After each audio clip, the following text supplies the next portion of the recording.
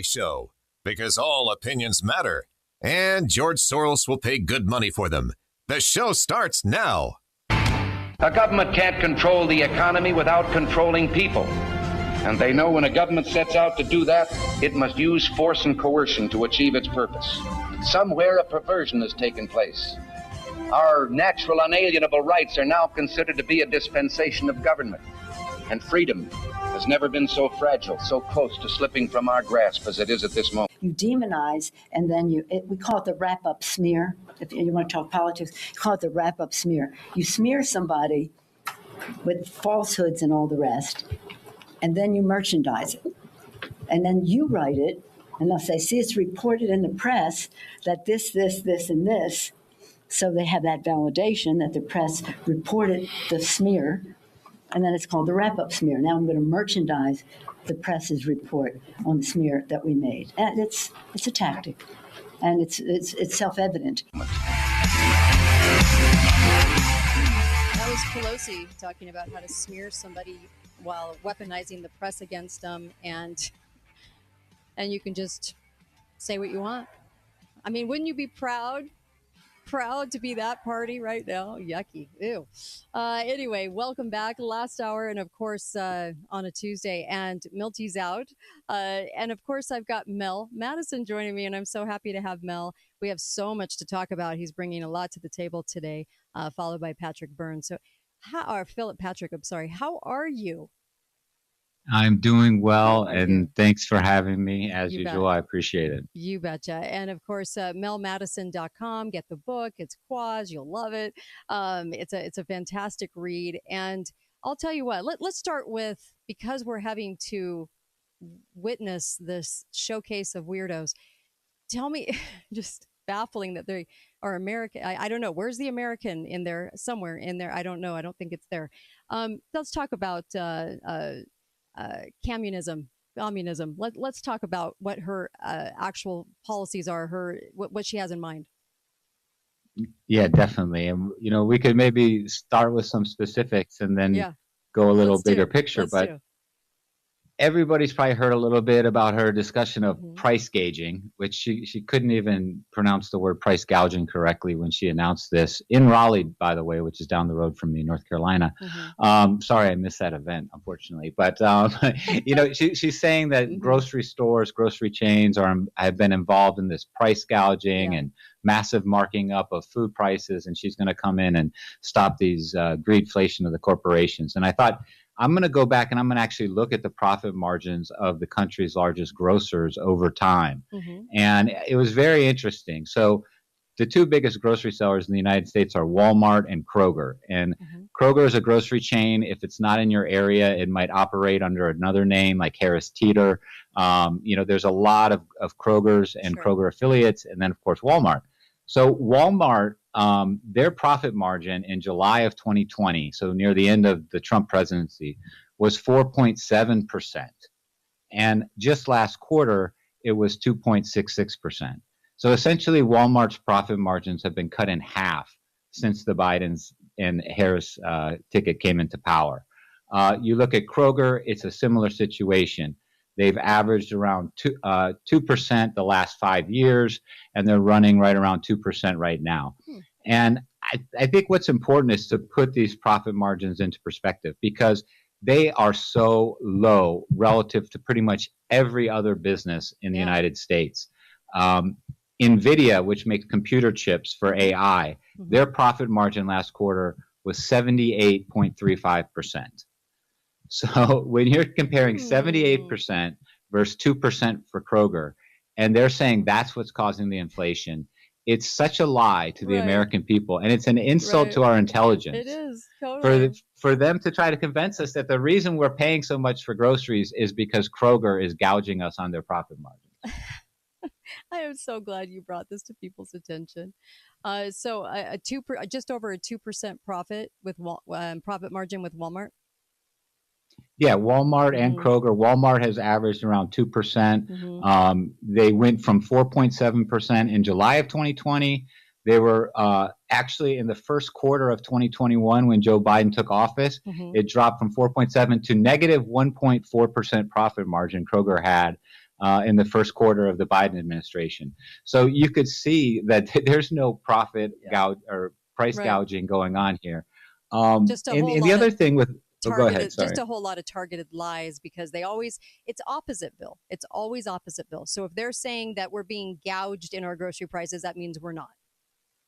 Exactly. And that, well, I was going to say, and that actually goes completely away from, the whole point of why prices need to float and fluctuate. Mm-hmm. So we did have a big spike in egg prices a few years ago. And I remember seeing news stories about people putting chickens in their backyard, about, people deciding that they were going to go with maybe substitute type products.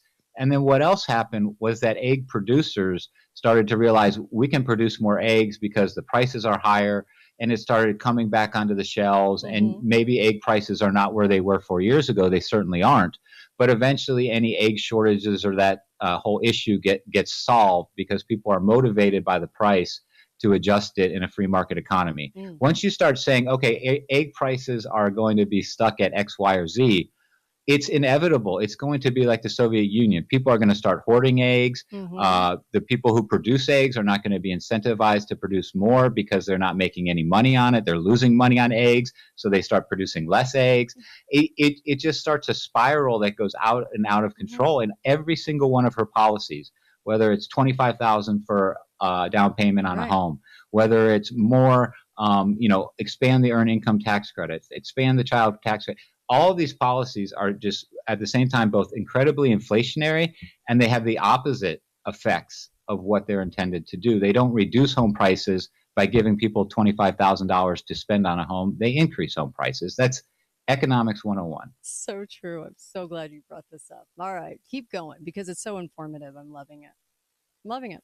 Well, what I do is I start looking at all this and I start taking a step back at just all of the policies in their totality. These Harris-Biden policies, whether it's an open border, whether it's stopping us from producing energy, whether it's cutting down on fracking, it's all of these economic policies. And it's just, I can't help but be reminded that our adversaries in the past have inserted agents at the highest level of various government departments, people that are serving in roles like Undersecretary of the Department of Treasury, have been Soviet agents in the past that have influenced major American policies. The best example of this is a guy named Harry Dexter White, who was the Undersecretary of the Treasury for Franklin Roosevelt, who was his administration was notoriously filled with communist and socialist agents.